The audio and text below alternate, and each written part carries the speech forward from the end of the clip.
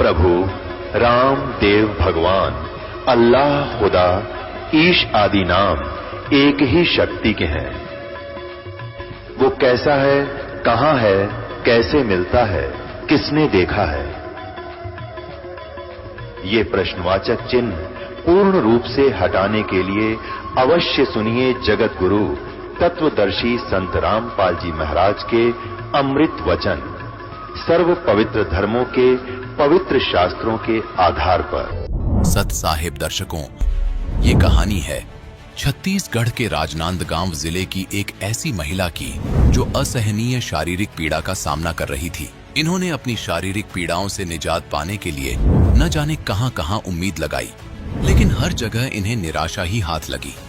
आखिर इनके जीवन में चल रही परेशानियों से इन्हें कैसे छुटकारा मिला, और ये भी जानते हैं कि इन्होंने कैसे संत रामपाल जी महाराज से नाम दीक्षा ग्रहण की, और क्या नाम दीक्षा लेने के बाद इन्हें कोई लाभ प्राप्त हुए। आइए अब सुनते हैं ललिता जी की सच्ची कहानी, उन्हीं की जुबानी। नमस्कार जी। सत साहिब जी। क्या नाम है जी आपका? ललिता दासी। बहन जी, आप कहाँ से हैं? छत्तीसगढ़ राजनांदगांव से। संत रामपाल जी महाराज से नाम दीक्षा आपने कब ली? 2013 में जी। संत रामपाल जी महाराज से नाम दीक्षा लेने से पहले आप क्या भक्ति साधनाएं करती थी? मैं कबीर साहब को ही मानती थी और बनारस से विजयदास शास्त्री से नाम दीक्षा ली थी जी। तो फिर आप संत रामपाल जी महाराज की शरण में कैसे आईं? वो भक्ति करते करते हमें कोई लाभ होता नहीं था। मेरे सर में इतना दर्द होता था। मेरी शादी के बाद मेरे हस्बैंड आर्मी में हैं, तो मुझे रांची लेके गए थे। वहाँ आर्मी के डॉक्टर को बहुत दिखाया, और इधर आई तो तांत्रिकों को भी बहुत दिखाया। मेरे सर में इतना दर्द होता था, मैं मानसिक परेशानी भी होता था मेरे को। मैं कोई काम नहीं कर पाती थी, इतना टेंशन में मेरे हाथ पैर ना हिलता था। तो मेरे हस्बैंड भी परेशान थे, क्या करें, इतना दिखाते हैं फिर भी ठीक नहीं होता करके। उसके बाद मेरी बहन ने बताया कि कोई सत्संग में चैनल में सत्संग आता है, वो संत बहुत अच्छा है, आप इधर आके देखो संत रामपाल जी महाराज के बारे में। तो हम गए वहाँ पे, संत रामपाल जी महाराज से नाम दीक्षा लिए। संत रामपाल जी महाराज से नाम दीक्षा लेने के बाद आपको क्या क्या लाभ मिले? पहला तो मेरा जो सर दर्द होता था, मानसिक परेशानी थी, वो ठीक हुई। और उसके बाद एक बहुत बड़ा लाभ और है, मेरे हस्बैंड जब रिटायर हो रहे थे आर्मी से, तो 1 महीना पहले उसको नींद आना बंद हो गया था।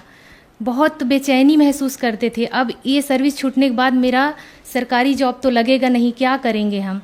बहुत टेंशन में रहते रहते वो आए यहाँ पे, हम आए, रिटायर होके आ गए। फिर उन्होंने एक दिन हंसते हुए जाके, हमसे कोई झगड़ा लड़ाई कुछ नहीं, हंसते हुए जाके उधर मानसिक परेशानी के कारण उन्होंने वो पॉइज़न ले लिया। 2 लीटर पॉइज़न लिया, और वो जो लिया वो उसका हम नाम भी नहीं जानते, वो पॉइज़न कौन सा है। फिर उन्होंने ही फ़ोन किया कि मैं ऐसा ऐसा कर लिया, मैं यहाँ पे हूँ। तो हम, मेरे लड़के और मेरे घर वाले जाके उनको शुक्ला हॉस्पिटल में एडमिट किए लाके। वहाँ रंगारी करके एक डॉक्टर था, उन्होंने 2-3 दिन इलाज किए उनके। शुरू में तो बोल दिए कि इनके बचने का कोई चांस नहीं है, सुबह से इसने पॉइज़न लिया है और आज 7 बजे आप एडमिट कर रहे हो, इसके तो पूरा बॉडी में फैल गया है करके। फिर हमने बहुत रिक्वेस्ट किए, आप इलाज तो शुरू करो, तो आप साइन कर दो, बोले कुछ होता है तो हम जिम्मेदारी नहीं लेंगे। तो इलाज कराने के लिए हमें साइन भी करना पड़ा। वेंटिलेटर में रखे थे मेरे हस्बैंड को।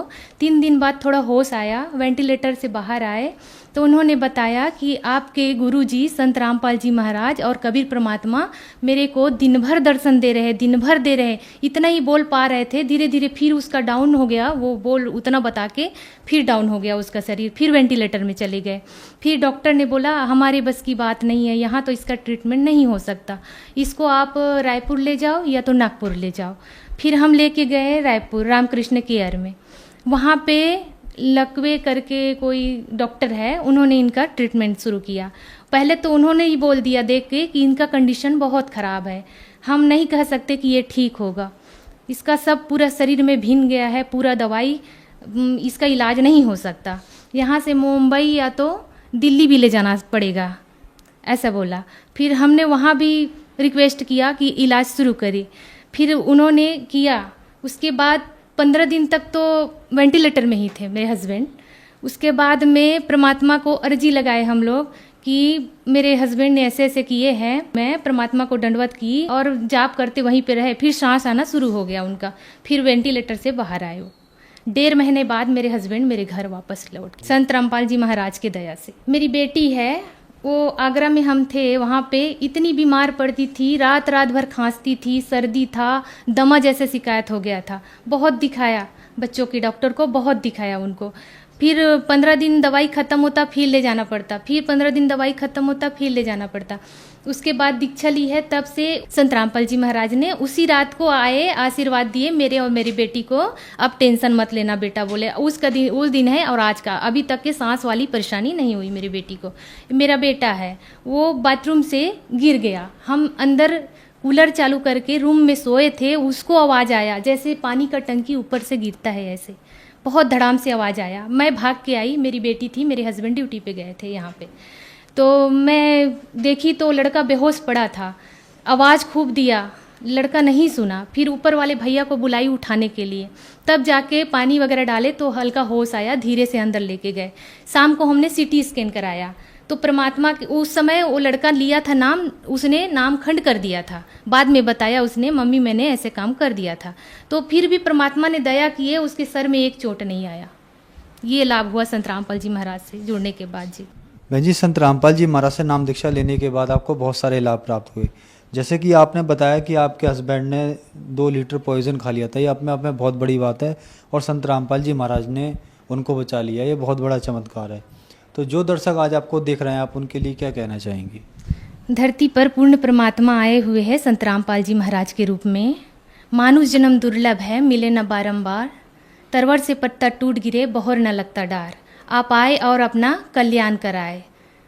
संत रामपाल जी महाराज से नाम दीक्षा कैसे ली जा सकती है? आज अनेकों चैनल पर संत रामपाल जी महाराज के सत्संग चल रहे हैं जी। उसके नीचे एक पट्टी आती है, उसमें फ़ोन नंबर है, वहाँ कांटेक्ट करके आप नाम दीक्षा केंद्र का पता पूछ सकते हो। धन्यवाद जी। सस्ता है। दर्शकों, अभी आपने सुने संत रामपाल जी महाराज से दीक्षा प्राप्त करके सुखी हुए भक्त के अनुभव। अब देखिए जगत गुरु तत्वदर्शी संत रामपाल जी महाराज के मंगल प्रवचन। वेद ज्ञान गॉड गिवन है, परमात्मा का दिया हुआ है, तो हमने परमात्मा के आदेश का पालन करना है। और पुराण क्या है? ये ब्रह्मा जी द्वारा दिया गया ज्ञान, ब्रह्मा जी से सुना, फिर कुछ अन्य ऋषियों ने किसी और से सुना हुआ ज्ञान, वो सब खिचड़ी बना के पुराण बना दी। अब वेदों में इन श्राद्ध आदि कर्म कांड का निषेध है, और गीता जी में निषेध 9वें अध्याय के 25वें श्लोक में स्पष्ट किया है, भूत पूजने वाले भूत बनेंगे। ये देखिएगा, श्रीमद् भगवत गीता, गीता प्रेस गोरखपुर से प्रकाशित है, जयदयाल गोविंद का इसके अनुवादक है। ये है अध्याय नंबर 9, श्रीमद् भगवत गीता, श्लोक नंबर 25। देवताओं को पूजने वाले देवताओं को प्राप्त होंगे, पितरों को पूजने वाले पितरों को प्राप्त होते हैं, और भूतों को पूजने वाले भूतों को प्राप्त होते हैं, और मेरा पूजन करने वाले मुझको ही प्राप्त होते हैं। अब ये श्राद्ध कितना आगे फिर अब आपको दिखाते हैं झलक पुराणों में क्या लिखा है। एक मार्कंडेय पुराण है, एक रुचि नाम के ब्राह्मण थे, ऋषि, और उसने वेदों को समझा पढ़ा। ये ज्ञानी आत्मा थे कि मनुष्य जीवन केवल मोक्ष प्राप्ति के लिए प्राप्त होता है, इसलिए उसने ना तो विवाह कराया, ब्रह्मचारी पद पर रहते हुए 40 वर्ष की उम्र होगी थी, और अपना जंगल में वन में रहता था, कोई मकान झोंपड़ी भी नहीं डाल रखी थी, ये सोच करके मोक्ष प्राप्ति करानी है और ना क्या संग्रह करना है, 2 दिन का जीवन है। अब वो वेदों अनुसार साधना कर रहा था, रुचि ऋषि, और उसके जो पिताजी, दादाजी, परदादाजी, चौथा दादाजी वो मर चुके थे, वह भूत बन रहे थे,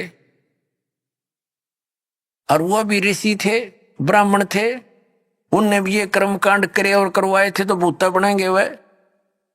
तो वो चारों दिखाई दिए, और कहा, बेटा तूने विवाह क्यों नहीं करवाया, विवाह करवा के तुम हमारा श्राद्ध करता है और हमारी गति हो जाती। अब रुचि कहने लगा कि पितामहो, वेद में तो ये मना कर रखा है, ये श्राद्ध श्रुद्ध निकालना, ये कर्म कांड करना, ये तो मूर्खों का मार्ग है। और वो पितर भी कहते हैं, बेटा है तो ऐसा ही, इसमें कोई संदेह नहीं, मिथ्या नहीं है, सच्चाई है। लेकिन हमारा क्या होगा, अब तुम बाढ़ में जाओ, थारा क्या होगा, आप मरे, अरे पुत्र और मरवाने के लिए तैयार करे। या देखो मार्कंडे पुराण, ये गीता प्रेस गोरखपुर से प्रकाशित है।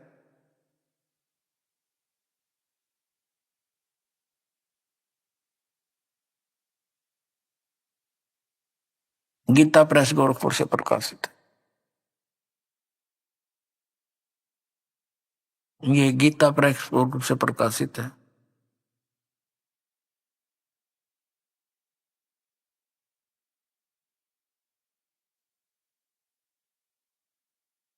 ये 242 पृष्ठ पे संक्षिप्त मार्कंडेय पुराण, रोच्य मुनि की उत्पत्ति कथा। मार्कंडेय जी कहते हैं कि ब्राह्मण, पूर्व काल की बात है, प्रजापति रुचि ममता और अहंकार से रहित इस पृथ्वी पर विचरते थे। उन्हें किसी से भय नहीं था, वे बहुत कम सोते थे। उन्होंने न तो अग्नि की स्थापना की थी, न अपने लिए घर ही बना रखा था। वे एक बार भोजन करते और बिना आश्रम के ही रहते थे। उन्हें सब प्रकार की आसक्तियों से रहित एवं मुनिवर्ती में देख उनके पितरों ने उनसे कहा, ये देखिए, ये चारों आगे भूत बन रहे, ये देखो, ये रुचि ऋषि है, ये इनके पहले बने हुए वो पंडित जी सारे भूत पूज का भूत बन गए। अब ये दिख गए इसने सारे इकट्ठे। पितर बोले, बेटा विवाह स्वर्ग और अपवर्ग का हेतु होने के कारण एक पुण्यमय कार्य है। ये तो इन पितरों के वचन हैं, ये तो पितरों के वचन है जो अपनी सलाह दे रहे हैं। अब देखना, उसे तुमने क्यों नहीं किया। ग्रस्त पुरुष समस्त देवताओं, पितरों, ऋषियों और अतिथियों की पूजा करके पुण्यमय लोकों को प्राप्त करता है। वह सभा के उच्चारण से देवताओं को, शब्द से पितरों को तथा अन्नदान, बलि, वैष्णदेव आदि से भूत आदि प्राणियों एवं अतिथियों को उनका भाग समर्पित करता है।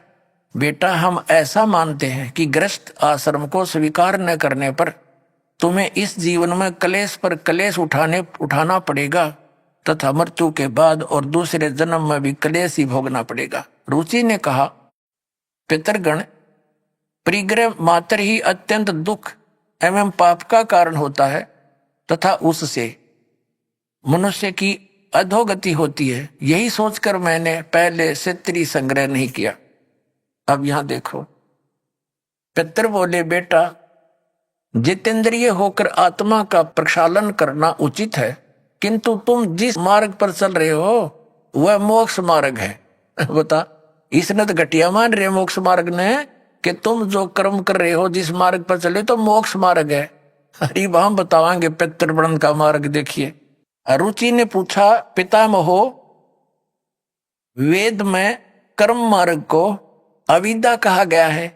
जो तुम सलाह दे रहे हो वो कर्म कांड, श्राद्ध श्रुद्ध निकालना, पितृ पूजना, वो तो मूर्खों की अविद्या का है, मूर्खों का सलाह कही है। फिर क्यों आप लोग मुझे उस मार्ग में लगाते हैं। पितर भी कहते हैं, पितर बोले, यह सत्य है कि कर्म को अविद्या ही कहा गया है, इसमें तनिक भी मिथ्या नहीं। फिर थारा सिर बच गया, फिर क्या रह गया बता भाई। ये हमारे पुराणों में लिखा है। अब इस बात को पितर भी मानते हैं कि आप जो साधना करें तो मोक्ष मार्ग है, और आप फिर उसको सलाह दे रहे हैं भूत पूज, श्राद्ध निकाल, ब्याह करवा, अरे यो नरक मार्ग है। और आप भी मानते हैं कि आप जो मार्ग अपना रहे हो तो मोक्ष मार्ग है। और रुचि कहता है वेद के अंदर तो इसको अविद्या मूर्खों की साधना बताई है, जो पितर भूत पूजना, श्राद्ध निकालना, और पितर स्वीकार भी कर रहे हैं, कहा ऐसा ही है, इसमें कोई मिथ्या नहीं। फिर ये बकवाद कट रखी, अगर मुगरुम ऐसा कर ले, पितर ऐसा कर देते हैं, पितर पुत्र दे देते हैं, टट्टू दे देते हैं, आप भूखे मरे, बताओ मूर्ख बना रखा।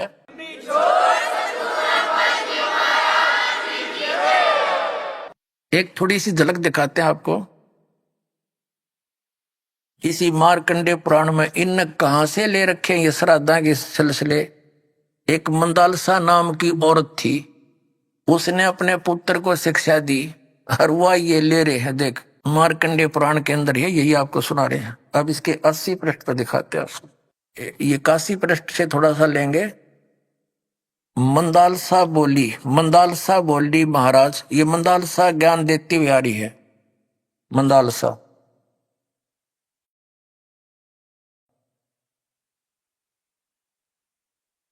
ये 82 पृष्ठ पे संक्षिप्त मार्कंडे पुराण, यहां देखिए।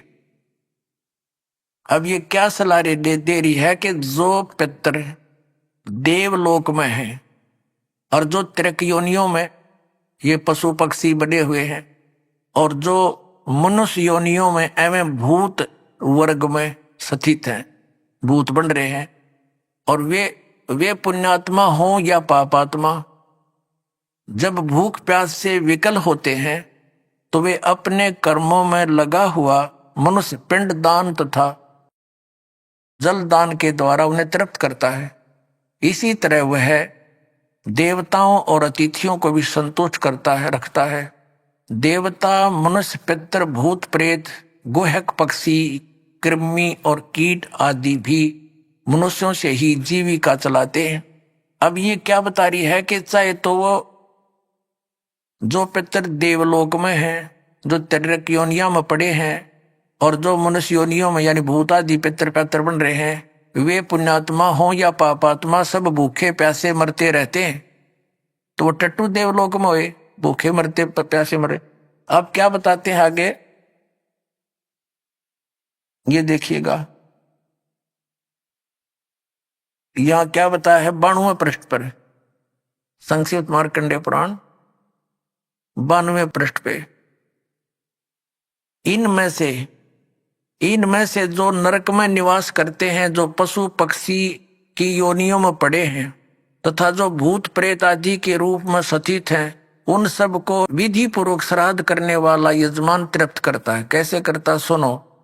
मनुष्य पृथ्वी पर जो अन्न बिखेरते हैं, उनसे पिशाच योनि में पड़े पितरों की तृप्ति होती है, जो जमीन पर दाने डाल देते हैं। बेटा, स्नान के वस्त्र से जो जल पृथ्वी पर टपकता है, उससे वृक्ष योनि में पड़े हुए पितर तृप्त होते हैं। जो रूख वृक्ष बन गए, उन का नाक जो वस्त्र ने छोड़ दिए ना, वो वृक्ष योनि में पड़े हुए तृप्त हो जाएंगे। अरे भले आदमियों।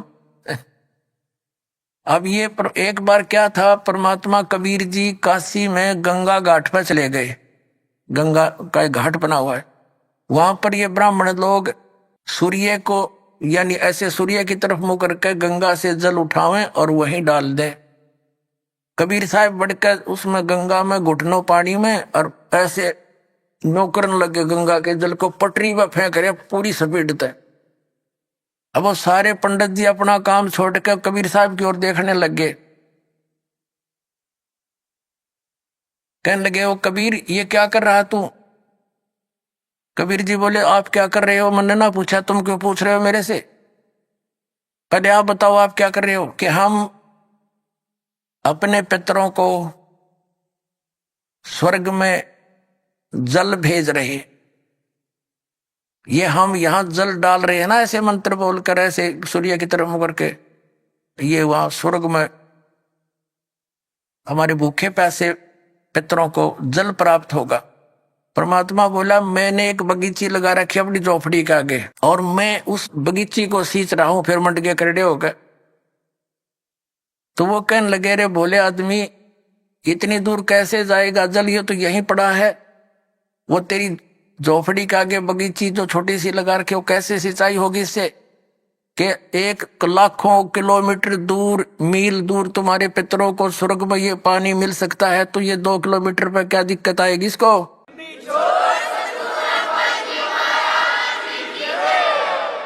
तो उनकी चौंध टूट गई। पंडित जी ने फिर अपना गलती स्वीकार की, मालिक की शरण ग्रहण करी। अपने आत्माओं वही यहां ये सिस्टम है। देखो आगे फिर मार्कंडेय पुराण हम पढ़ रहे हैं 92 पृष्ठ पे 92 पे। उससे वृक्ष योनि में पड़े हुए पितर तृप्त होते हैं। अच्छा वृक्ष तो है इतना बड़ा और पानी निचोड़ा कपड़े का उड़ा गंगा के किनारे, बताओ वृक्ष कैसे तृप्त होगा? उसमें तो बाल्टी भर गिरनी पड़ेगी। तो किसे मूर्ख बना रखे हैं देखो। और नहाने पर अपने शरीर से जो जल के कण इस पृथ्वी पर गिरते हैं उनसे उन पितरों की तृप्ति होती है जो देव भाव को प्राप्त हो रहे हैं। देखो इनकी अकल।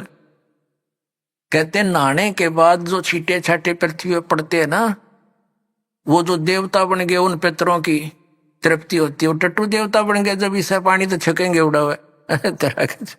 अकल बना मार रखी मारी। देखो देखो नहाने पर अपने शरीर से जल के कण इस पृथ्वी पर गिरते हैं ना, उनसे उन पितरों की तृप्ति होती है जो देव भाव को प्राप्त हुए हैं, जो देवता बन रहे हैं।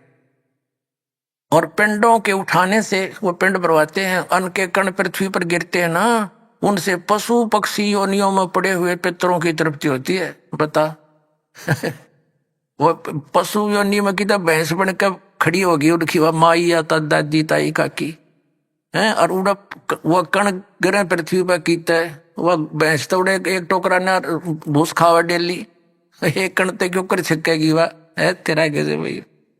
देखिए से मूर्ख बना रखा। कुल में बालक श्राद्ध कर्म योग्य होकर संस्कार से वंचित रह गए, यानी बचपन में मर गए, श्राद्ध करे नहीं, तो वे बिखरे हुए अन्न और समार्जन के जल को ग्रहण करते हैं। ब्राह्मण लोग भोजन करने के बाद हाथ मुंह धोते हैं और चरणों का प्रक्षालन करते हैं, तो उस जल से भी अनन्य पितरों की तृप्ति होती है। बेटा उत्तम विधि से श्राद्ध करने वाले पुरुषों के अन्य पितर यदि दूसरी योनियों में चले गए हों तो भी श्राद्ध से उन्हें बड़ी तृप्ति होती है। अनन्य उपार्जित धन से जो श्राद्ध किया जाता है उससे चंडाल आदि योनि में पड़े पितर तृप्त होते हैं। अब जो भूत प्रेत पितर कितने वृक्ष बन गए, कोई भैंस बना खड़ा है, कितने कोई काटड़ा बन रहा है, इन्हों के वो भी तृप्त होंगे। वो थोड़े छक्के दो दड़ी खाओ एक जब पेट भरे।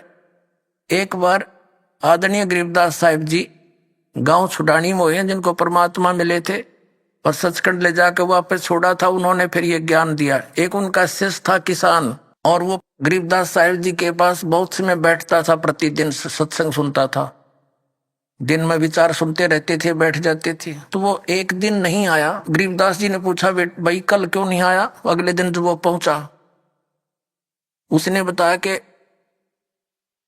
महाराज जी कल मेरी माँ का श्राद्ध था और हमारे गुरुजी वो पंडित जी आए थे, उन्होंने श्राद्ध श्रुत निकाला, उसमें सारा दिन बिजी रहा मैं। अच्छा भाई। फिर कहने लगा जी कल भी नहीं आन पाऊंगा मैं। गरीबदास जी ने पूछा कल क्या बात है?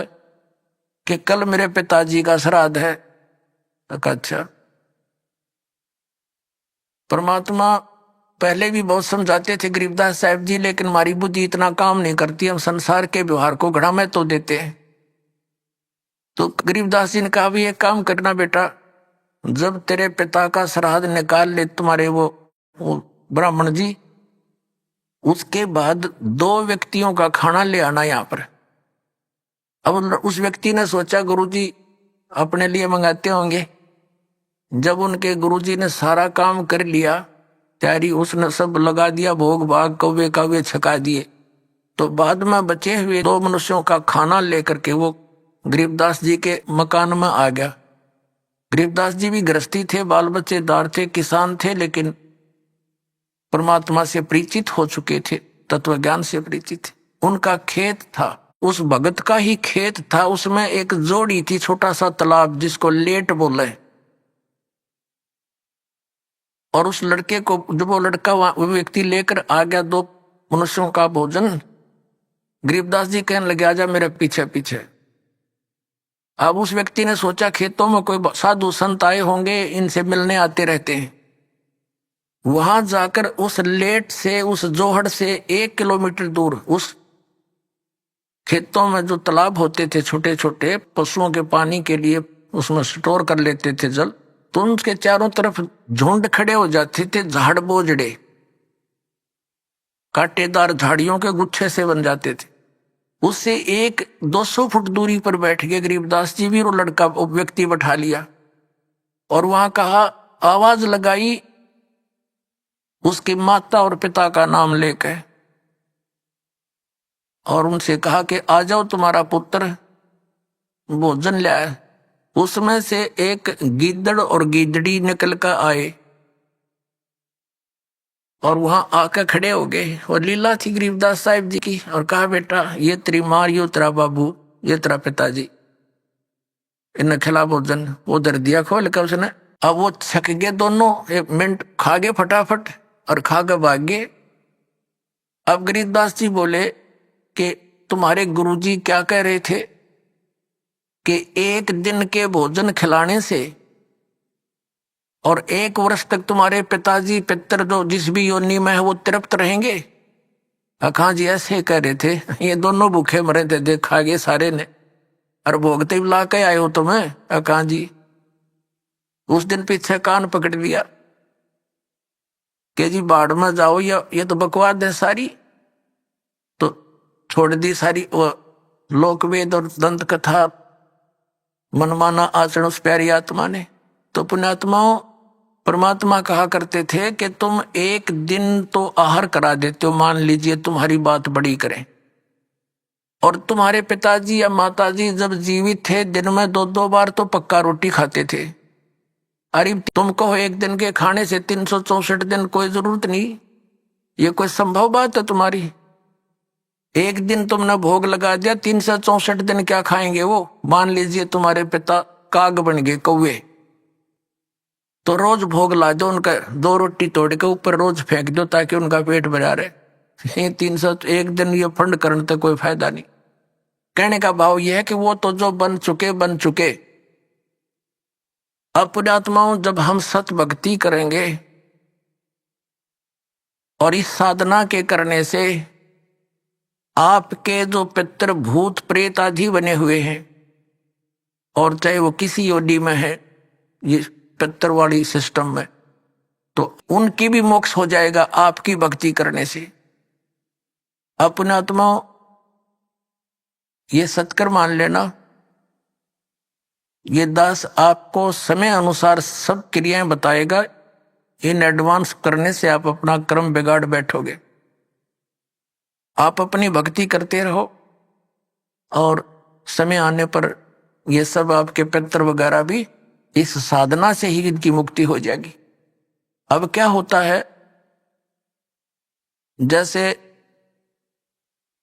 इन्हीं पुराणों में लिखा है कि 1000 ब्राह्मण भोजन कर रहे हों, जैसे इन्होंने पितरों की और भूतों की श्राद्ध की वो विधि बता रखी है कि पितरों के लिए भोजन कराओ, ब्राह्मणों को तो ऑड नंबर में हो, जैसे 1, 3, 5, 7 ऐसे हो, और बाकी इवन नंबर में हो, ऐसी संख्या में जमाने चाहिए। और विष्णु पुराण में लिखा है कि 1000 ब्राह्मण जिमते हो, भोजन कर रहे हो, और उनके सामने एक योगी माने भगत, सच्चा भगत, सत्साधक, सत साधना करने वाला, परम अक्षर परमात्मा का जो साधक है वो वास्तव में भगत योगी होता है। योगी का अर्थ ये नहीं ये पेट का पानी हला के दिखा दे और आसन उसन कर रहा हो ना, ये योगी नहीं, ये तो एक प्राकृतिक चिकित्सक कह सकते हैं, वो योगी है। योगी का अर्थ होता है भक्त, परमात्मा से मिलने की जो कोशिश कर रहा है वो योगी है, भक्त यानी सच्चा साधक। ये देखिएगा श्री विष्णु पुराण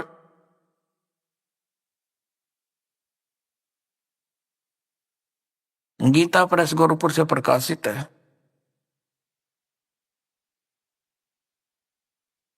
इसके अनुवादक हैं मुनीलाल गुप्त। ये गीता प्रेस गोरखपुर से प्रकाशित है।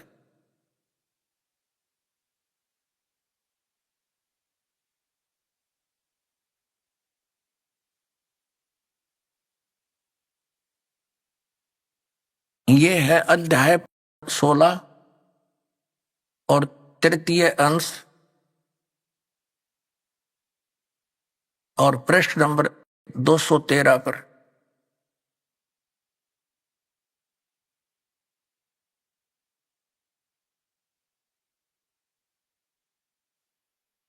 यहां पर लिखा, हे राजन, श्राद्ध करने वाले पुरुष से विश्व देवगण, पितृगण, मातामह और कुटुंबी जन सभी संतुष्ट रहते हैं। हे भूपाल, पितृगण का आधार चंद्रमा है और चंद्रमा का आधार योग है, भक्ति, और इसलिए श्राद्ध में योगी जन को नियुक्त करना अति उत्तम है, यानी सत साधक को। हे राजन, यदि श्राद्ध भोजी एक सहस यानी 1000 ब्राह्मणों के सम्मुख एक योगी भी हो तो वह यजमान के सहित उन सब का उद्धार कर देता है, यानी ब्राह्मणा का भी हरि उनका यजमान का भी सबका उद्धार कर देता है। पितरों की तो बात छोड़े। अब पुण्यात्माओं, यहाँ पर आप सब योगी हैं और जो भक्त आपके यहाँ दान करता है वो आपको जमा रहा है, तो आपके पितरों का तो वही उद्धार हो जाएगा। ये सत्कर मान लियो। ये इतना गजब का मार्ग है जो हमारे प्राणों, जो सत्य है वो तो इन्होंने ग्रहण की नहीं, इन्होंने असत्य ग्रहण करी। पुण्यात्माओं, जैसे आपने रुचि ऋषि की कथा में देख लिया मार्कंडेय पुराण में कि वेद में इसको अविद्या कहा है, कर्म कांड को, और पितर भी मानते हैं क्योंकि वह भी ब्राह्मण थे, ऋषि थे। अरे वो नौके हमारी दुर्गति हो जाएगी, जय तू श्राद्ध निकाल लेगा। अब जैसे एक श्रद्धालु कहता है कि जैसे हमारे पिताजी दिखाई दे जा और वो कहें बेटा श्राद्ध निकाल दे, तो हम क्यों नहीं निकाल लेंगे, निकालना तो पड़ेगा। कोई बात है यार। अपनात्माओं, उसका तरीका है। जैसे किसी का बालक और कुएं में गिर गया, उसका वो तो चिल्ला रहा है डूब गया डूब गया, उसका क्या इलाज है? गिल्ले डूब जा, डांक मार दे, छलांग लगा दे, वो भी मरे गिल्ले। उसकी विधि है उसको भी बचाने की। पहले रस्सी बांधा एक ऊपर मजबूत सी, उसको नीचे डालो, उसको पकड़ कर जार उसने भी काट के लिया। तो ये पितर दिखाई दे जा ऐसे कोई है तो उसका गेल नहीं डूबे, उस श्राद्ध न नहीं करे, वो तो कुएं में छलांग लगाने वाली बात होगी, गिल्ले मर गया। उसके लिए ये रस्सा है जो दास आपको देगा। ये सत भक्ति करो, इस तरह ये दान धर्म करो, और उन पितरा का वीर सब कहेगा उद्धार अपने आप होता चलेगा। ये आपने पढ़ भी लिया, क्योंकि सत साधक ये भक्त है, या लाखों योगी जी में एक महीने के अंदर आकर के हैं, और फिर वो एक कह के जमान में इतना लाभ बता रहे। तो ये तत्व ज्ञान और शास्त्र अनुकूल साधना, इसे आपका भी कल्याण और आपके पितरों का। अब जैसे आप जी ने अभी सुना कि वेद में इसको मूर्खा की साधना बताई है, तो बिल्कुल ठीक है। तो वेद क्या है? ये परमात्मा का विधान है, ये परमात्मा का आदेश है। और जो हमारे पुराणों में जो लिखा है वो पितरों का या ब्रह्मा जी का या किसी जैसे मंदालसा या कौन थी बता, इससे की बात ने साची मान ली, सब ने इसी तरह करने लगे। और या किसी अन्य ऋषि का दिया हुआ आदेश है, इसका पालन हमने नहीं करना। जैसे एक समय एक व्यक्ति की दोस्ती दरोगा से थी, थानेदार से, SHO से, और उस व्यक्ति का जो साथी था, पड़ोसी, उसको बहुत दुखी कर रहा था। उसने अपने मित्र दरोगा जी से कहा कि भाई दरोगा जी, ऐसे ऐसे मेरा पड़ोस में है, साथ वाला मकान में, बहुत परेशान करता है, सारा कुछ कह लिया, पंचायत भी कर ली, नहीं मान रहा, क्या करूं? अब दरोगा जी ने कहा उसका मार लट सर में माफ देख लूंगा। दरोगा जी के आदेश न लेकर उसकी आज्ञा का पालन कर दिया। उसने ये सोच कर आप संभाल लेगा, उस अपने पड़ोसी के साथ झगड़ा ठान लिया। लट्ठम लट्ठा हो गया, उसका सर में लठ लग गया, वो मर गया पड़ोसी। अब वो SHO वहां का प्रभारी था, वो ले उसी को पकड़कर हवालात में दे दिया, सजाए मौत होगी उसकी।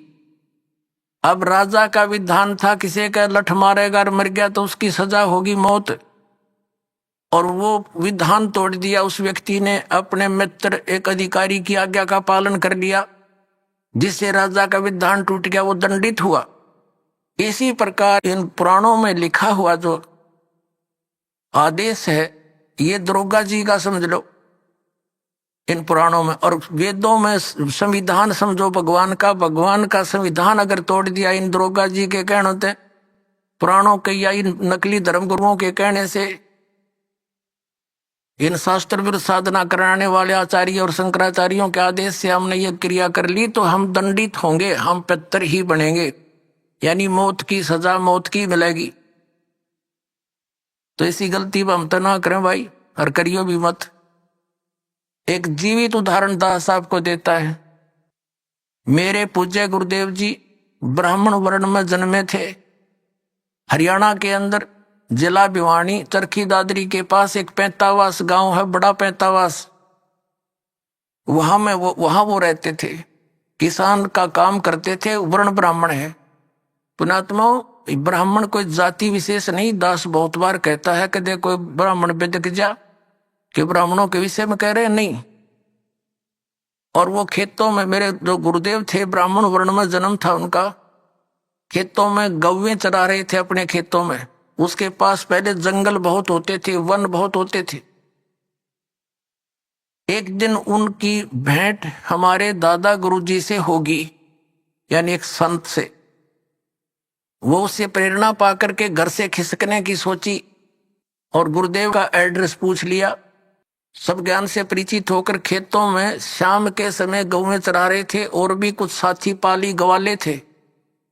तो उनको ये कहकर के मैं फ्रेश होकर आता हूं, मैं देर हो जाए तो तुम पशुओं ले चलना, मैं आप आ जाऊंगा। वो जंगल में चले गए गहरे। पालियों ने वो अपने गौवें गांव में ले आए। अब वो सामने काफी देर होगी, जब नहीं आए, उनका बचपन का नाम, गांव का नाम हरिद्वारी था, पंडित हरिद्वारी। और फिर उन्होंने अपना नाम बदल लिया था, कोई पहचान ना ले, घर से निकल गए थे वो। तो उन्होंने क्या किया, अपने कपड़े जो पहन रखे थे वो उतार दिए। 2 जोड़ी कपड़े लेकर गए घर से, उस दिन एक अलग से ले गए थे, किसी को दिखाया नहीं।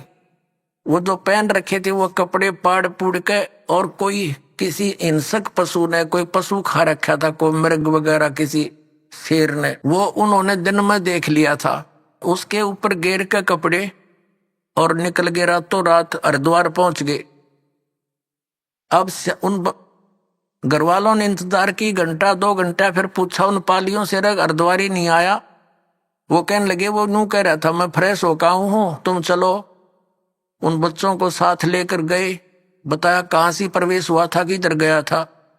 जाकर ऐसी पहले टॉर्च होती नहीं थी, लालटेन दीपक से ले रखे हाथों में गए, देखा रे यू तो बच्चा खा रखा है, ओहो ये तो किसी हिंसक पशु ने खा लिया रे, मर गया।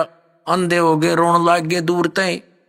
अंधेरा सा था, वो हाड़ जो पशु के हुए और कपड़े इकट्ठे करके रात ने दाग दे दिया, अग मर गया। फिर उसकी 13वीं शुरू हुई। पहले तो आए महीने का लठ गड्ढा करता है, वो आए महीना ब्राह्मण जी में करते। अब वो ब्राह्मण न्यारे हैं जो कर्म कांड करने वाले, तो वो सारा काम कर दिया। वर्षी भी बना मनु दी, और फिर हो गए श्राद्ध शुरू है कि थारा बे औलादा मर गया, निसंतान मरा हुआ है, और इसकी अच्छी सेवा करनी चाहिए, नहीं तो क्योंकि तुम इनका हक खा रहे हो। जमीन थी इनके नाम, और वो बन रहे भक्त, संत बन गए, दुनिया का उद्धार करें। एक बार जब मेरे पूज्य गुरुदेव जी 105-6 वर्ष के हो गए, सतलोक जाने की तैयारी हुई। तलवंडी भाई फिरोजपुर जिला पंजाब में उनका आश्रम, एक इसमें खन्ना के अंदर था, एक मोगा के अंदर था, एक नजफगढ़ आश्रम था। तो तलवंडी भाई वो ज्यादा रहते थे, तो वहां से दास को उसमें आदेश दे रखा था नाम देने का। बहुत से शिष्य भी उनकी प्रेजेंस में दास के हो गए थे। 2 बच्चों की सेवा लगा रखी थी, उनकी सेवा में छोड़ रखे थे। तो उनका संदेशा आया कि गुरुजी यहाँ 45 आ चुके हैं। तो दास भी पहुंच गया 3-4 भक्तों को लेकर गाड़ी से। वहां देखा वो गुरुजी बैठे, प्रणाम हुआ।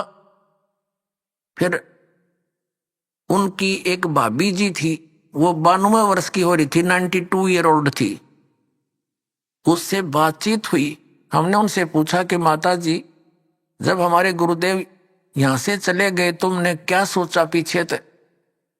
वो कहने लगी, जी मैंने तो ये सुना था कि तेरा एक देवर था और वो ऐसे ऐसे जंगल में किसी पशु ने खा लिया था, हिंसक ने, और मैं आई जब तक इसके श्राद्ध निकला करते, और 70 श्राद्ध मैंने अपने हाथ से निकाल रखे इसके। और जब भी कभी कोई ऊक चूक घर में हो जाती, भैंस में कोई पशुओं में कोई हानि होती, फसल में हानि होती, हम अपने गुरुजी ब्राह्मण के पास जाते थे, उससे जंतु पितरा पुत्रा पढ़वाते थे। वो क्या कहा करता कि तुम्हारा अर्धवारी निसंतान मरा हुआ है और वो तुमने सिद्ध है, तुमने हानि करता है, उसके 500 कपड़े बनवाओ, उसके सिर का श्राद्ध अच्छी तरह निकलवाओ और उसका फलाना कर दो। वो जो कुछ भी कहता वो सारा करते हम, और फिर भी नो कहता इनका ठीक से श्राद्ध नहीं, अगली बार मैं करूंगा अच्छी तरह। 70 तो श्राद्ध करवा दिया, रियो बैठा नो का नो। अब मैं कहने लगा, माता जी देखो गीता जी में मना कर रखा है 9वें अध्याय के 25वें श्लोक में कि भूत पूजनीय भूत बनेंगे, पितर पूजनीय पितर बनेंगे, ये पूजा नहीं करनी चाहिए। अरे यो आपके सामने जीवित उदाहरण रहा, ये मूर्ख बना रहे थे आपको। और वो साधना को वो कोई सच्ची बात थी इन लोगों की? ये तो ईब तो अब तो छोड़ देना इसको। ने बोली, ना भाई या तो पुरानी लाग है, नो के छूटे है, बाढ़ में पड़ो फिर भी ना छूटे, तो हद कर दी भाई। आंखों देख रही है, आपसे कह रही है कि मैंने इसके 70 श्राद्ध निकाल लिए, पिंड भी भरवा दिए, न बोलो पितर बन गया। हमायू पितर नहीं हो सबका, तो उद्धार करने वाले महापुरुष बन गए, लाखों लोगों का उद्धार कर दिया। इस नृत्यों इनके श्राद्ध निकालो, इन मूर्खों को पालन लग रही। अभी आपने सुने संत रामपाल जी महाराज के मंगल प्रवचन। आइए अब सुनते हैं संत रामपाल जी महाराज से नाम दीक्षा लेकर सतभक्ति करके अद्भुत लाभ प्राप्त करने वाले अनुयायी के विचार। दर्शकों, तत्व ज्ञान एक ऐसा मुकाम है जिस तक पहुंचने के लिए अनेक प्रकार की शंकाओं से युक्त सीढ़ियों को पार करना आवश्यक है। ऐसे में प्रमाण ही व्यक्ति को आगे बढ़ने के लिए विशेष सहारा देते हैं। जुगल जी के लिए भी तत्व ज्ञान तक पहुंचने में सीढ़ियों का काम किया ज्ञान गंगा नामक पुस्तक के ज्ञान भरे पृष्ठों ने।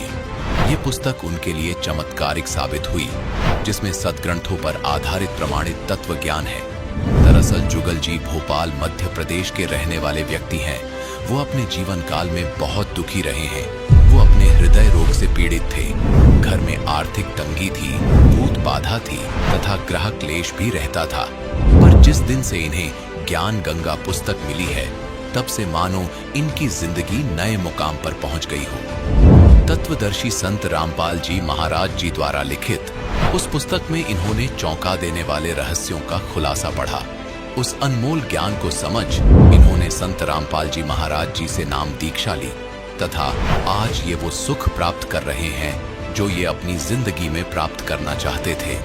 संत जी की शरण में आने से जुगल जी का हृदय रोग बिना इलाज के ठीक हुआ, घर की भूत बाधा दूर हुई, आर्थिक स्थिति सुधर गई तथा एक भयंकर रोड एक्सीडेंट में जीवन रक्षा भी हुई है। अब सुनिए जुगल जी की सत्य घटना पर आधारित जीवन कहानी उन्हीं की जुबानी। नमस्कार सर। सर साहिब सर। सर क्या नाम है आपका? Sir Jugaldas Lavanshi sir.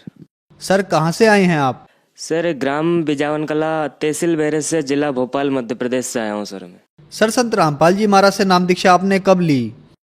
Sir संत रामपाल जी महाराज की शरण में सर मैं 23 मार्च सन 2017 में आया सर।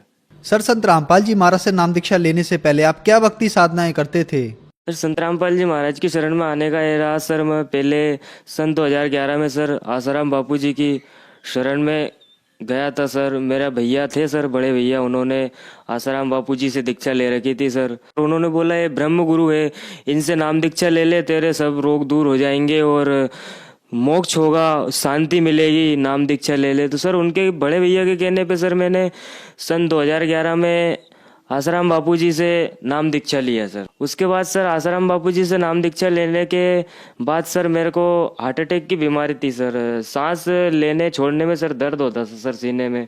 तो सर मुझे आशा थी कि सर शायद यहाँ से मेरा ये दुख दूर हो जाए सर। और सर आर्थिक स्थिति भी ठीक नहीं थी सर। तो सर उन आसाराम बापू जी की शरण में जाने के बाद सर मैं सन 2011 से 2016 तक रहा सर। लेकिन सर मेरी ना आर्थिक स्थिति ठीक रही, ना घर में अशांति बनी रहती है, ना वो दूर हुई सर। और ना सर मेरा हृदय का रोग जो था सर, हार्ट अटैक जैसा आता था सर, झटका लगता था, मतलब सांस ना लेने की बनती थी ना छोड़ने की बनती थी, एकदम जैसे कि मतलब मरी जाए इंसान, ऐसा झटका लगता था सर। तो आसाराम बापू जी की शरण में जाने के बाद सर वहाँ से मुझे इसमें से कोई लाभ नहीं हुआ है सर। तो सर सन 2016 के बाद में सर हमारे सर मौसा जी हैं सर, उनके यहाँ मैं एक दिन गया सर। मौसा जी के यहाँ कभी कभी जाते रहते थे। तो मौसा जी संत रामपाल जी महाराज की शरण में पहले से थे। तो सर उनके यहाँ मैं गया एक दिन। तो सर वहाँ मैंने देखा सर शाम को सत्संग चल रहा था सर, और वो ऐसे सर आड़ा होके ऐसा कुछ प्रणाम करते थे। तो मैंने पूछा सर मौसा जी आप ये क्या करते हो? तो उनने बोला है संत रामपाल जी महाराज है, इनसे हमने नाम दीक्षा ले रखी है, इनको दंडवत प्रणाम करना पड़ता है, साक्षात परमेश्वर है। तो मैंने कहा ये टीवी पे आप कैसे क्या देखते हो, ये क्या बताते हैं ऐसे पन्ने खोल खोल के? सर मेरे को ऐसा होता था कि ऐसे ही क्यों ऐसे टाइम वेस्ट कर रहे हो आप? तो उन्होंने कहा कि ये पूर्ण गुरु है, इनसे नाम लेने मात्र से बहुत लाभ होता है, तू इस ज्ञान को समझ और इनकी शरण में आ जा, अगर तेरे भी जो दुख कष्ट होंगे वो भी दूर हो जाएंगे। तो मैंने कहा मैंने आसाराम बापू जी की शरण ले रखी। बोले तू एक बार संत रामपाल जी महाराज का ज्ञान भी समझ के देख। तो सर उन्होंने मुझे, मैंने कहा ठीक है देख लूँगा, टाइम मिलेगा। तो सर मुझे ऐसा इंटरेस्ट नहीं था सर, पहले वो फिल्मी टाइप का सर, सब वो सीरियल वगैरह ये देखता था, फिल्म वगैरह, तो इस चीज़ों में इंटरेस्ट नहीं रखता था सर। तो उन्होंने सर मुझे एक बुक दी सर, ज्ञान गंगा करके एक पुस्तक थी सर। तो उन्होंने कहा कि इस पुस्तक को पढ़ना, इस पुस्तक को पढ़ने के बाद इसमें बताना तुझे क्या समझ आया, और इसमें कुछ अगर गलत हो कि ये मुझे गलत लग रहा है तो बताना हमें, क्योंकि हमारे गुरुजी संत रामपाल जी महाराज सभी वेद शास्त्रों से प्रमाणित ज्ञान बताते हैं। तो पुस्तक लेके गया सर मैं, ज्ञान गंगा। तो सर उसको मैंने एक दिन टाइम मिला, मैंने कहा यार पुस्तक पढ़ते हैं, धार्मिक ज्ञान गंगा दी थी, आखिर देखते तो है उसमें कैसा क्या है। सर उसको खोला मैंने, उसकी पृष्ठभूमि देखी सर मैंने। तो उसकी पृष्ठभूमि देखी सर, मुझे ऐसा लगा ब्रह्मा विष्णु महेश अजर अमर नहीं है, ये नाशवान है, शेरावाली का पति है, हम जन्मते मरते, इनमें किसका स्वार्थ है? सर मेरा ये सुन के मैंने कि ये क्या है, ये तो सच हो सकता है कि ब्रह्मा विष्णु महेश की मृत्यु हो सकती है, शेरावाली का पति हो सकता है, हम ये ब्रह्मा विष्णु महेश अजर अमर नहीं है, इनकी मृत्यु हो सकती है। तो सर मुझे ये विश्वास नहीं हुआ सर। मैंने अनुक्रमणिका में देखा सर, उसके पृष्ठ क्रमांक गया, खोला ज्ञान गंगा में, देखा मैंने पृष्ठ क्रमांक इस पे लिखा है पूरे सर। उसमें मैंने देखा है कि संत रामपाल जी महाराज की जो ज्ञान गंगा पुस्तक है उसमें सर मुझे प्रमाण सहित देखने को मिला कि हाँ वास्तव में सदग्रंथ वेद शास्त्र प्रमाण सहित बता रहे हैं कि वास्तव में ब्रह्मा विष्णु महेश अजर अमर नहीं है, ये नाशवान है, इनकी जन्म और मृत्यु होती है। तो सर मुझे ऐसा लगा कि ये तो वास्तव में सही है, ये तो सभी वेद शास्त्रों से प्रमाणित ज्ञान बता रहे हैं, और उसका प्रूफ भी दे रहे हैं कि गीता अध्याय नंबर श्लोक सहित इसमें ये लिखा है। तो सर उसको हमने देखा कि ये तो मतलब वेदों से शास्त्रों से प्रमाणित ज्ञान बताया है। तो उससे हमें ज्ञान हुआ कि वास्तव में ये तो सत्य ज्ञान है। आज तक हम कहाँ भ्रमित हो रहे थे, भटक रहे थे। तो सर मैंने मौसा जी से कहा कि हम नाम दीक्षा ले सकते हैं संत रामपाल जी महाराज से। तो उन्होंने कहा क्यों नहीं, आपको ज्ञान समझ में आए, आपकी इच्छा है नाम लेने की, तो आप बिल्कुल संत रामपाल जी महाराज की शरण में आके नाम दीक्षा ले सकते हैं। फिर उन्होंने वहाँ गांधीग्राम आश्रम पर ले गए वो संत रामपाल जी महाराज से। सर हमने संत रामपाल जी महाराज से नाम दीक्षा लिया सर, सर आपने बताया कि आपको हार्ट की बीमारी थी, 7 साल तक आप इस बीमारी से जूझते रहे। मात्र इतनी सी छोटी उम्र में आपको हार्ट की बीमारी हो गई। आप आसाराम जी के पास गए लेकिन वहां से आपको कोई लाभ नहीं मिला। फिर संत रामपाल जी महाराज के किसी शिष्य के कहने पर आपने संत रामपाल जी महाराज से नाम दीक्षा ली। तो क्या संत रामपाल जी महाराज से नाम दीक्षा लेने के बाद आपकी जो बीमारियां थी वो ठीक हुई, और क्या कोई लाभ भी प्राप्त हुए आपको संत रामपाल जी महाराज से नाम दीक्षा लेने के बाद? सर संत रामपाल जी महाराज की शरण में ना आने से पहले से सर मुझे एक बीमारी थी हार्ट अटैक की, जो सर सांस लेने में दिक्कत होती थी सर। कोई भी काम करता रहता था तो सर अचानक हार्ट अटैक आ जाता था तो सर वहीं सांस थम जाती थी, सांस लेने की बनती थी ना छोड़ने की बनती थी। संत रामपाल जी महाराज की शरण में आने से पहले मैंने जांच भी करवाया था कि, और आसपास अस्पतालों में भी दिखवाया था। मम्मी देवी देवताओं के पास, इनके पास भी लेके जाती थी। वो बोलते थे ये पूजा कर देना, वो कर देना, इससे ठीक हो जाएगा। तो वहाँ से भी ठीक नहीं हुआ सर। तो सर 1-2 बार अस्पताल में भी बताया सर, उन्होंने टेबलेट दी सर, 15-15 20-20 दिन का सर कोर्स दिया उन्होंने, वो भी किया सर। कुछ दिन 15 दिन का कोर्स रहते थे तो सर 2 दिन आराम रहता था सर मुझे बस। उसके बाद कोर्स खत्म हुआ। वैसे सर दिन में 3-4 बार वो मुझे अटैक टाइप का आता रहता था सर। तो गोली दवाइयों से मुझे कोई लाभ नहीं हुआ सर। तो डॉक्टर ने सर पूरी छाती का एक्सरा किया तो उन्होंने कहा सर आपके हृदय के गठन टाइप की बनी हुई है, आपका ऑपरेशन करके उसको सर निकालना पड़ेगा। मैंने एक्सरा करवाया था, उसकी रिपोर्ट और एक्सरा है सर। ये पूरे एक्सरे रखे छाती के, उन्होंने 2-3-4 एक्सरे करे, बताया कि आपके यहाँ दिक्कत है, इसको ऑपरेशन करके निकालना पड़ेगा। तो सर उन्होंने कोर्स दिया था कि आप ये कोर्स खाइए 15 दिन तक, अगर आपको ये कोर्स खाने के बाद आपको आना है, आपका ऑपरेशन किया जाएगा और आपकी ये बीमारी तभी ठीक हो पाएगी। तो सर वो कोर्स तो मैंने ले लिया सर वहाँ से, और उसकी कुछ जो टेबलेट थी सर वो लेता भी रहता था मैं। जब भी अटैक आता था तो मैं परमात्मा संत रामपाल जी महाराज से प्रार्थना करता था, तो ऑपरेशन भी नहीं हुआ सर। और संत रामपाल जी महाराज की दया से प्रार्थना की मैंने संत रामपाल जी महाराज से, और ये बीमारी सर इससे संत रामपाल जी महाराज की शरण में आने से इससे छुटकारा मिला सर, और आज मैं स्वस्थ हूँ सर।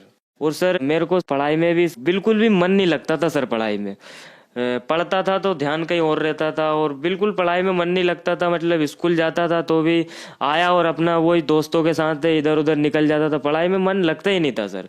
संत रामपाल जी महाराज की शरण में आने से पढ़ाई में सर अच्छा मन लगने लगा। और सर जब 10th क्लास की बोर्ड परीक्षा पास आने लगी तो सर मैंने संत रामपाल जी महाराज से प्रार्थना करी, दाता मैं तो आर्थिक स्थिति मेरी घर की ठीक नहीं है सर, तो परमात्मा मैं तो कोचिंग भी नहीं लगा सकता हूँ, जितना होगा परमात्मा मैं तो घर पे ही पढ़ूंगा दाता, और आप ही इस बोर्ड परीक्षा में इस दास को सफलता दिलाना। और जैसे सर मैंने एग्जाम दिया, एग्जाम देने जाता था मैं संत रामपाल जी महाराज को प्रणाम करके जाता था, दाता आप ही दया रखना। तो सर जैसे मेरे बोर्ड के एग्जाम खत्म हुए तो सर जैसे रिजल्ट आया तो उसमें मैंने देखा तो सर मेरे 71.2% थे सर। और उसके पहले जब संत रामपाल जी महाराज शरण नहीं लिया तो सर मेरे 40-50 यही % आता था सर। और संत रामपाल जी महाराज की शरण में आने के बाद सर वो मेरा रिजल्ट इतना अच्छा आया, दोस्त लोग बोलने लगे कि आखिर ये हुआ कैसे, तू ना कोचिंग गया ना घर पे अच्छे से पढ़ता था, तेरे इतने % कैसे बन गए। हम तो कोचिंग जाते थे, हमारा तो 40-50 पे हम अटक गए, हम कोचिंग जाकर भी हम इतना नहीं कर पाए, इतना तूने बिना कोचिंग से कर लिया। मैंने परमात्मा संत रामपाल जी महाराज का धन्यवाद किया दिल से। संत रामपाल जी महाराज की शरण में आने के बाद सर एक दिन मैं बाइक से सर को छोड़ने जा रहा था, बारिश का टाइम था थोड़ा, तो बारिश हो रही थी, धीरे धीरे गाड़ी ऐसी रोड पे थोड़ी फिसल के चल रही थी। तो मैं उनको छोड़ने जा रहा हूँ, गाड़ी में चला रहा था, पीछे वो बैठे थे। तो गाड़ी में जैसे वहां से लेके गया, उन्हें लेके जाने के बाद गाड़ी मैंने 4 किलोमीटर चलाई। 4 किलोमीटर चलाने के बाद सर मुझे खुद नहीं पता है कि 4 किलोमीटर चलाने के बाद गाड़ी मेरी कौन लेके गया चला के, कैसे चली गाड़ी, मुझे कोई अनुभव नहीं। संत रामपाल जी महाराज से ऐसा अनुभव हुआ था कि बेटा तू बस नियम में रहना और अपना जो मैंने नाम दिया है उसका सुमरन करते रहना। तो मैं उनको लेके गया सर आगे 5 किलोमीटर गाड़ी चलने के बाद। उसके आगे 5 किलोमीटर गाड़ी कैसे गई ना तो सर मैंने उसे देखा, ना मुझे पता कि कैसे चला के ले गए, कौन चला के ले गया गाड़ी। सर एक्सीडेंट ऐसा हुआ सर कि सामने वाला तेज स्पीड में आ रहा था। बारिश का टाइम था, जो मेरे पीछे वाला था उसने बताया, मुझे तो सर याददाश्त थी मेरी, क्या पता कहाँ चली गई थी। तो उन्होंने बताया कि सामने वाला तेज स्पीड में आ रहा हो, उसने गाड़ी अपनी गाड़ी में ठोक दी।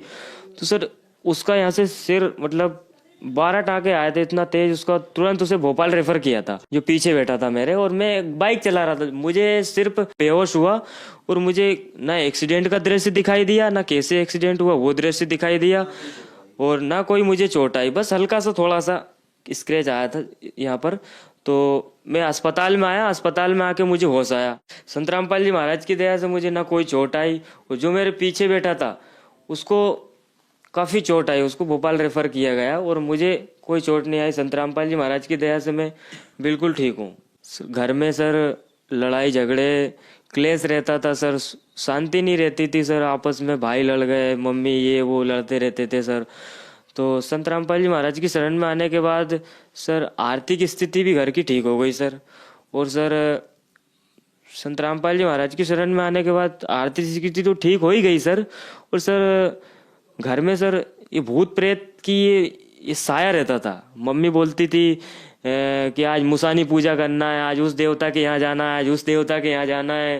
तो वो मतलब हफ्ते में 2-3-4 बार वो किसी पंडा पंडी को मतलब बुला के लाती रहती थी कि अपने घर में किसी ने करतब करवा रखा है, या फिर मेलानी यो भी अपने घर में चक्कर है, इसलिए सुख शांति नहीं आती है। तो मैं जब से संत रामपाल जी महाराज की शरण में आया, तब से मैंने अपनी मम्मी से बोला कि आप नाम ले लीजिए संत रामपाल जी महाराज से, और ये ऑटोमेटिक 9-2-11 हो जाएंगे, ऐसे बिल्कुल घर ऐसा बिल्कुल सुख शांति हो जाएगी। तो संत रामपाल जी महाराज की दया से मेरी मम्मी ने भी सर नाम दाम लिया सर। और तब से सर मम्मी भी पहले बहुत बीमार रहती थी सर, महीने में 1-2 बार सर उनको अस्पताल ले जाते ही रहते थे, बोतल वगैरह, कमजोरी थी शरीर में उन्हें काफ़ी।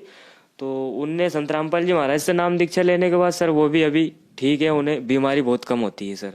और आर्थिक स्थिति भी घर की ठीक हो गई सर, और मैं भी सर उस बीमारी से बिल्कुल राहत है सर मुझे। संत रामपाल जी महाराज की दया से घर का सब जो क्लेश होता था, और ये भूत प्रेत बाधा, और उसके बाद ये मेरा अटैक की बीमारी, और जो मम्मी बीमार रहती थी, और संत रामपाल जी महाराज की शरण में आने के बाद सब बिल्कुल ऐसा हो गया सर जिसकी मैंने सोचा भी नहीं था कि आने वाले भविष्य में मैं इतना सुख महसूस करूंगा।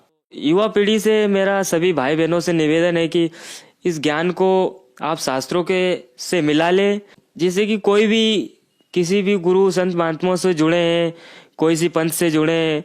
लेकिन मैं भी पहले 1-2 पंथ में रहा हूँ, आसाराम बापू जी के पंथ से रहा हूँ। संत रामपाल जी महाराज जो भी ज्ञान देते हैं, जो भी भक्ति मार्ग बताते हैं, मोक्ष का मार्ग बताते हैं, सब अपने गीता जी और सभी वेद शास्त्रों में प्रमाणित ज्ञान बताते हैं। जो वेदों में प्रमाणित है, वेद कह रहे हैं कि इस नाम से और ऐसी साधना करने से मुक्ति होगी। संत रामपाल जी महाराज सभी वेद शास्त्रों से प्रमाणित और शास्त्रों के अनुकूल साधना बता रहे हैं। तो आप सभी से प्रार्थना है कि आप संत रामपाल जी महाराज के वेदों से प्रमाणित ज्ञान को समझे, और संत रामपाल जी महाराज की शरण में आके उनसे नाम दीक्षा लेकर अपना कल्याण कराएं। सर संत रामपाल जी महाराज से नाम दीक्षा कैसे ले सकते हैं? सर संत रामपाल जी महाराज से नाम दीक्षा लेना तो सर वैसे कोई कठिन नहीं है। ये सबके घर में आजकल टीवी तो होती है, टीवी मोबाइल। तो संत रामपाल जी महाराज का प्रवचन चलता है, अनेक चैनलों पर प्रवचन आता है। तो सत्संग के दौरान सर टीवी पे नीचे एक पट्टी चलती रहती है कि नाम दीक्षा लेने के लिए संपर्क करें, किसी भी जानकारी के लिए आप, तो उस फ़ोन नंबर पे आप फ़ोन लगाकर आप बात कर सकते हो, और अपने नज़दीकी नामदान केंद्र की जानकारी आपको वो टेलीफोन नंबर लगाओगे तो वहाँ से दी जाएगी, और आपके पास में जो नज़दीकी नामदान केंद्र होगा वहाँ का आपको पता दे दिया जाएगा, और आप वहाँ से जाके आसानी से निःशुल्क संत रामपाल जी महाराज से नाम दीक्षा ले सकते हैं। धन्यवाद सर। सत साहिब जी।